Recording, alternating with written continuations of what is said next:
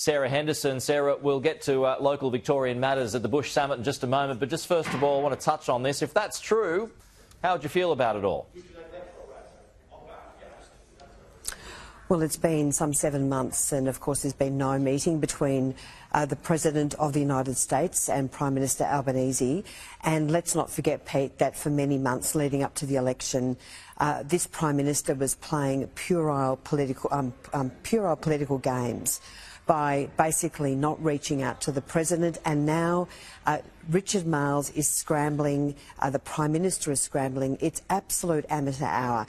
I think the Australian people need to know what went on. Was there a proper meeting? We know there was a photo op, but there's been different stories, and it really is time that Richard Marles came clean, because let's not forget our relationship with the United States is our most important defence ally. This is really serious, and it's really important that we do more to build a better relationship than we have at the moment. Well, aside from the President, though, Richard Marles did secure meetings, albeit brief, between the next best three, so the Vice President, the Defence Secretary and the Secretary of State. So doesn't that show that things are pretty solid? I mean, the President is a pretty busy guy. Oh, look, I think it's embarrassing for this country that we haven't had this meeting with the President. I don't accept that. As I say, this Prime Minister was playing puerile politics for many months leading up to the election. And of course, when Pete Hegseth said, look, you need to lift defence spending, the Prime Minister was very disrespectful. He basically said, look, we'll make those decisions, really disregarded the plea of the United States. And now, of course, we've got the situation with the premature declaration of a Palestinian state by the Albanese government, which has imperilled our relationship with Israel and also really damaged our relationship with the United States. So things are really in tatters, frankly, at the moment, Pete. Much hard work needs to be done. We need to have the best possible relationship with the United States. And it now seems, frankly, now that the Prime Minister disregarded the plea for more defence spending, and we've, of course, committed to 3% of GDP, and now there's been this briefing out overnight that defence spending will be lifted in the budget at some stage in the future. So it really is a schmozzle, and this government needs to do a lot better than this. Let's get to a local issue, a big one in Victoria. Farmers have lost their battle to block transmission companies from accessing their land. Victoria's upper house passed that legislation before midnight. So that means power companies can enter properties to build transmission lines and towers to connect solar and wind farms.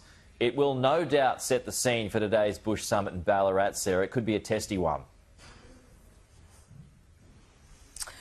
Pete, farmers and local residents, I'm here in Ballarat at the Bush Summit, they are very, very angry. There's enormous police presence in Ballarat because there will be a number of protests.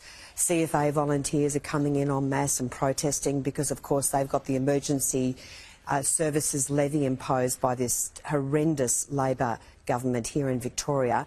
And then, of course, now working in concert with the federal government, Labor's reckless renewables policy is now imperiling farming communities and really destroying the fabric of regional communities. So it's pretty ironic. The Prime Minister is here today giving an address along, of course, with Susan Lee and the Victorian Premier. But this community and so many other communities across Victoria are just up in arms at the lack of respect at what is happening, the fact that, you know, they don't even care about food security.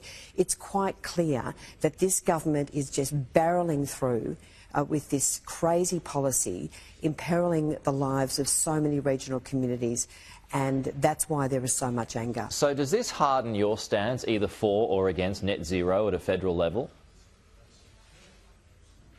Look, I've really not had many kind words to say about net zero.